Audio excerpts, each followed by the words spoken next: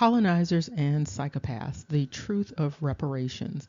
Let's look at the role that psychopathy played in the colonization dynamics and the implications for restoration, not only for individuals who are descended from those who were enslaved, but also indigenous people, not just indigenous people in the Americas, but indigenous people around the world. Reparations and restorations are very important issues to consider. However, there is another thing that needs to be considered, and that involves the inclusion of the psychopathic dynamic in the entire equation. And so when individuals are discussing repair and restoration, they must take into consideration how the harm occurred in the first place. And so when thinking about repair and restore, one should be thinking about the construct of healing and mending and being put back together. A question, however, is whether the apple that fell from the tree is the best equipped to provide this repair and restoration. Let's start off by looking at the heart of the colonizers. Other words for colonizers are settlers, invaders, and with respect to Europe, the royal adventurers. Okay, and so you might recall a number of these companies that were formed, and the prominent one was the royal adventurers. So we're just going to first look at this construct of royal adventurers to get this examination started. It's important to remember that this colonization invasion process did not start in the 1400s.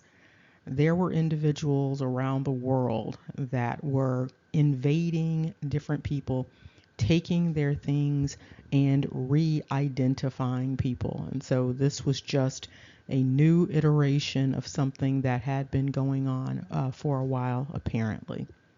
And so what is a royal adventurer? What's another way of thinking of an adventurer? First of all, an adventurer is also known as an explorer, a fortune hunter, an investor, a speculator, a traveler, a pioneer, and most important for this discussion, an opportunist. And so when you think about a royal adventurer, a colonist, a settler, what you are talking about are opportunists. And this ties directly to a couple of the symptoms of psychopathy that we're going to be looking at that relate to this entire dynamic. If you reflect on the totality of the situation of colonization, you might automatically come away with an understanding that what these individuals were collective narcissists. So they were operating not as individual narcissists, but collective narcissists. Sometimes you have these collective narcissists in family units, in social organizations, in workplaces. Sometimes they present as bullies or mobs of people. And so that's essentially what you have with respect to the colonizers or the settlers. We have these collective narcissists, and these collective narcissists are the ones that went around the world taking things from other people, including the people themselves. Now we're going to be looking at a number of characteristics that fit under the psychopathy umbrella to allow you to have a better understanding of why the individuals who were colonizers, invaders, these royal adventurers, why they fit under this construct of psychopathy. And so there are a couple that we are going to deal with now, and then we can consider some of the other dynamics subsequent to this.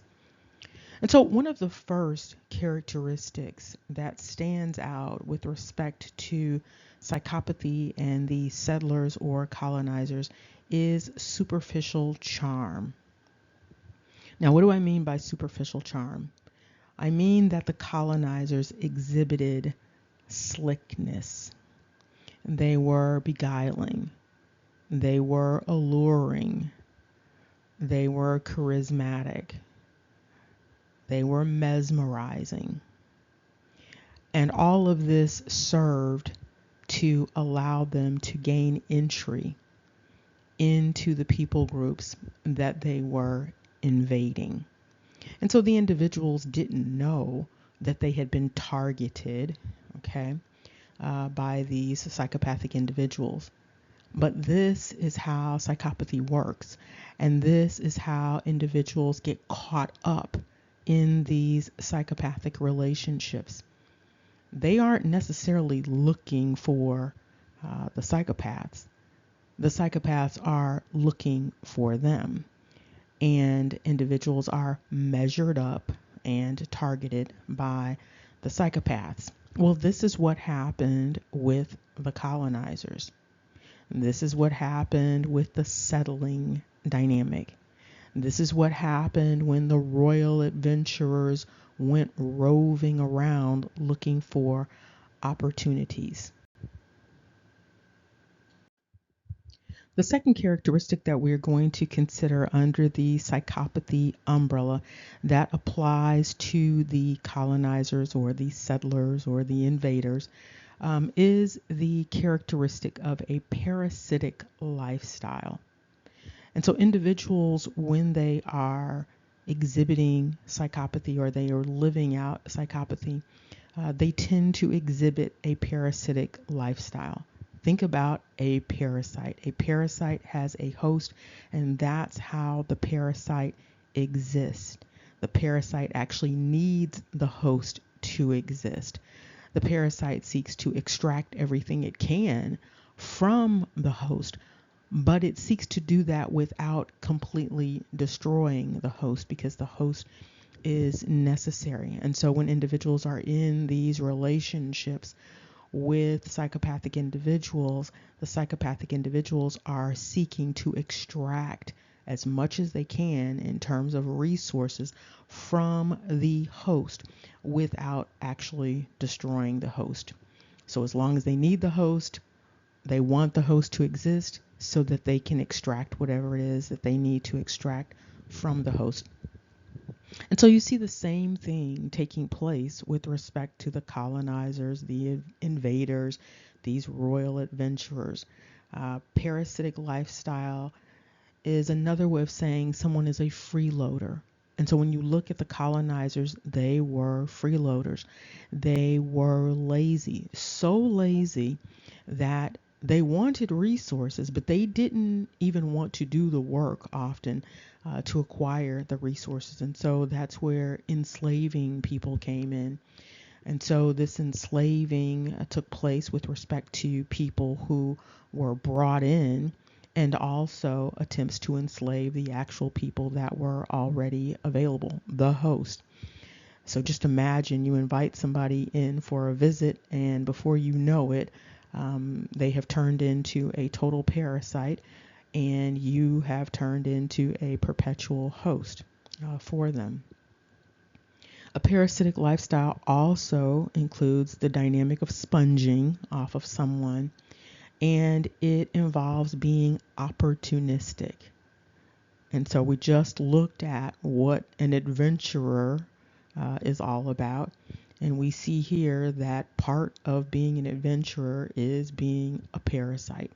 And so with respect to these psychopathic characteristics we have with the colonizers, with the invaders, with these adventurers: freeloading, laziness, opportunistic, and sponging off of the host. In other words, the people, the indigenous people, wherever they went.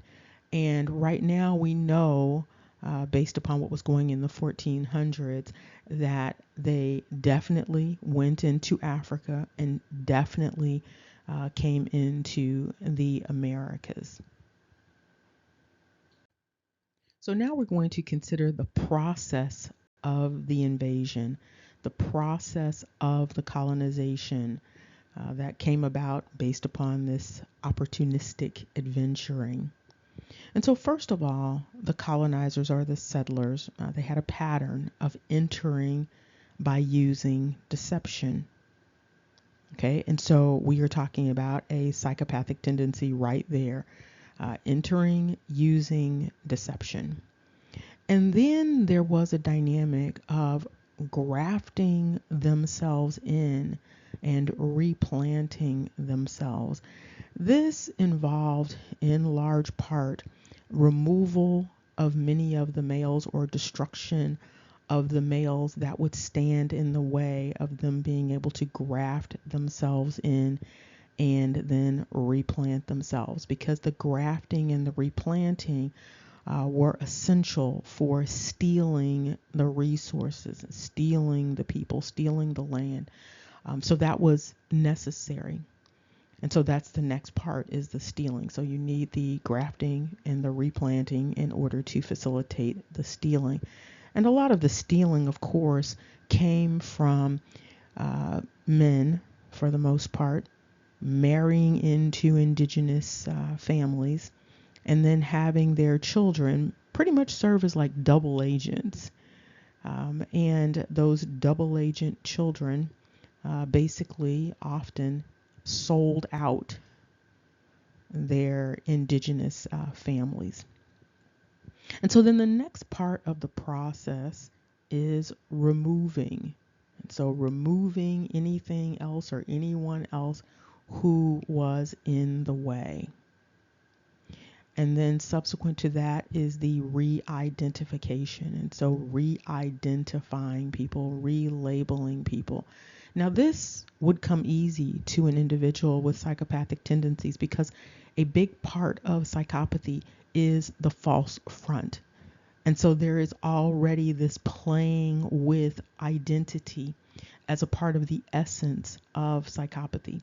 And so here you have the colonizers, invaders, transplanters doing this very thing. That's why we don't really know who people are, and it's very difficult for people to trace their ancestry. And we're not just talking about brown or darker people, we're talking about lighter people also. So this game has been played many times with many people in many places.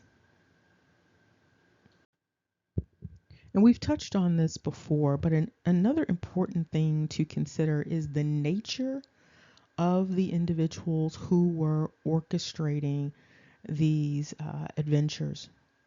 And so you had royalty and you had the priesthood orchestrating these takeovers, essentially.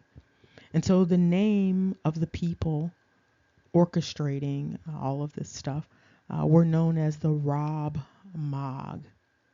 Why is this important? The Rob Mog are also known as the chief of the Magi. These are individuals with great power with respect to the Babylonian court. And so basically, what we have are individuals who identified in one way or another with ancient Babylon.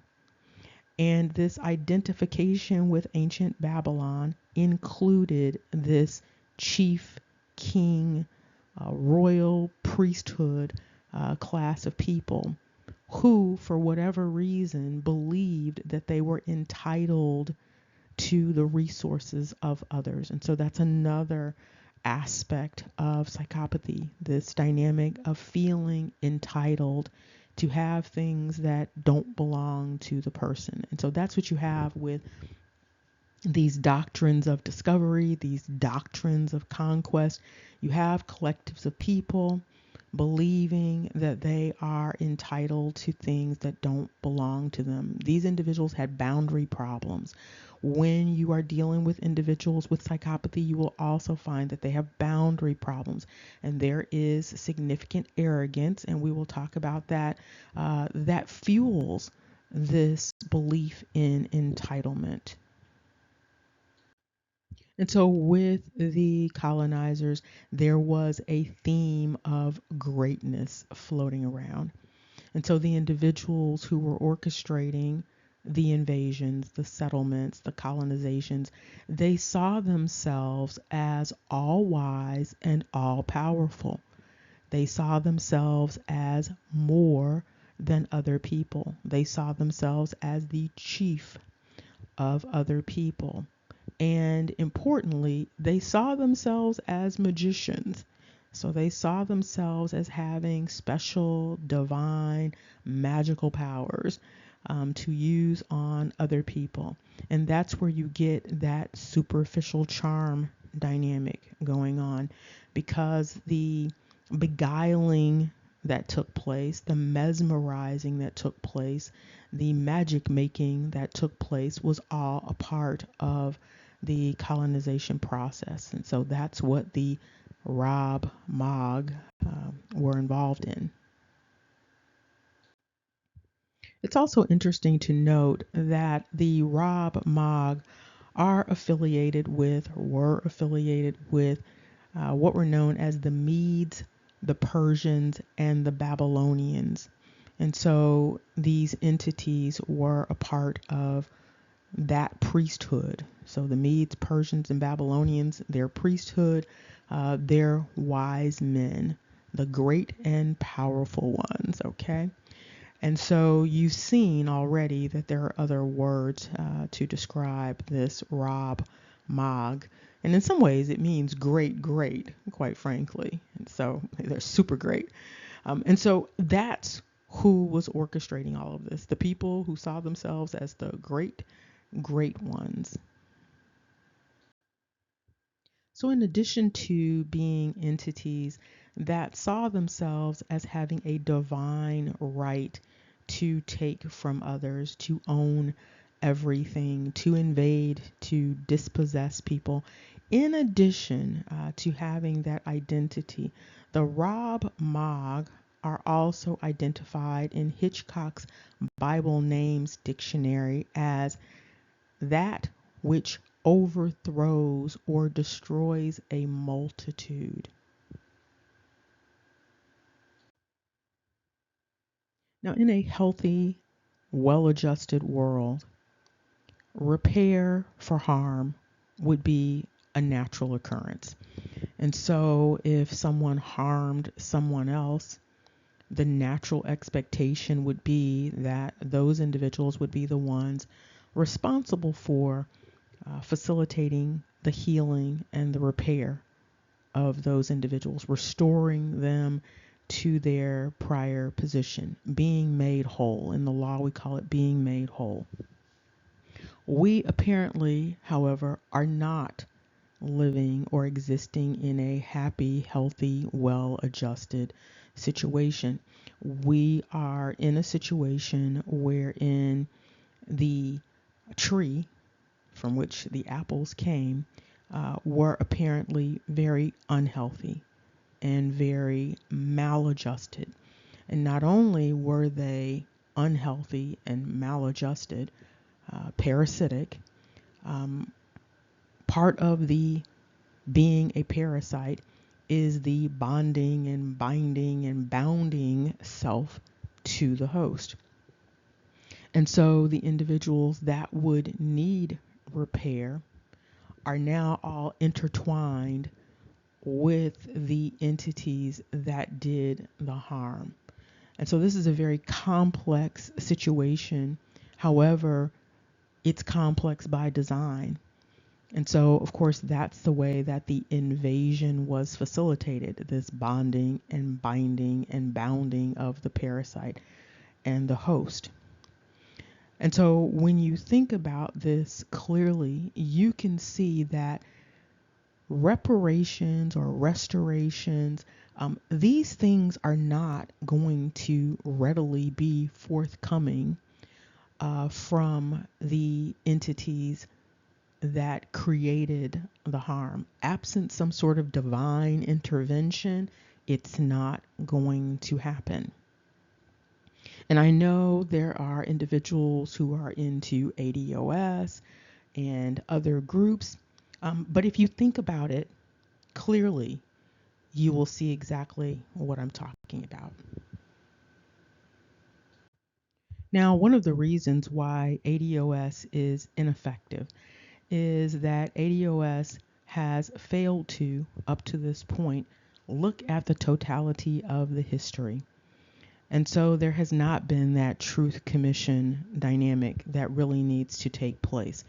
And so what's going on with ADOS is basic confusion about how to go from the harm to the healing.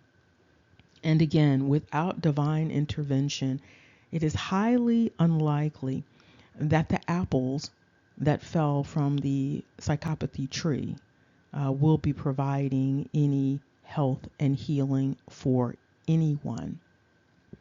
Now, this is the case whether we are talking about collectively narcissistic dynamics or whether we are talking about individual pathological narcissistic dynamics or psychopathy. And so in order to get to healing, restoration, reparation, individuals need to start thinking about how they are going to do that for themselves, quite frankly. Because again, absent divine intervention, and divine intervention is always possible. However, when we're looking at just the regular real world of real world people, this health and healing, restoration from the apples, this is not likely. And so just as an individual who has been dealing with someone who has been psychopathic on an individual level, just as those individuals need to find ways to heal themselves, the same thing is the case with respect to those who have collectively been harmed by these collective narcissistic dynamics. And so while people are waiting, or in the meantime, individuals should be considering Plan B. How do you heal yourself? How do you mend yourself? And I mean this individually and collectively. How do you put yourself back together? What's interesting about all of this is generally when dealing with psychopathic individuals, part of the healing is having no contact with the psychopathic individuals. You don't go to the psychopathic individual and ask them to heal you. You don't go to the psychopathic individual and ask for closure. You don't expect anything from the psychopathic individual. And in fact, your healing is often contingent on not dealing with them, not being around them, not being exposed to them, not interacting with them, not negotiating with them, not trying to get them to see that you have been harmed. And so you can see how this is difficult in the context of, ADOS activities or some of the American Indian activities, wherein there is a belief in a need to engage the entities that serve as the apples for the original tree. And so these healing processes that people are exploring are inconsistent with what one should be doing when dealing with psychopathy. And so we're going to close out with this thought. Individuals and collectives need to start thinking about a plan B. How are they going to heal themselves, whatever that looks like for them? And how are they going to do it with the least amount of interaction with the entities who are not seeking to help them heal? These are entities, for the most part, are having a duping delight fest, a vicarious duping delight festival, a vicarious Schadenfreude at the moment. And so how do you go about healing yourself given the reality of psychopathy? given the reality of colonization, given the reality of settling, and how that played out for the individuals that you understand as your ancestors.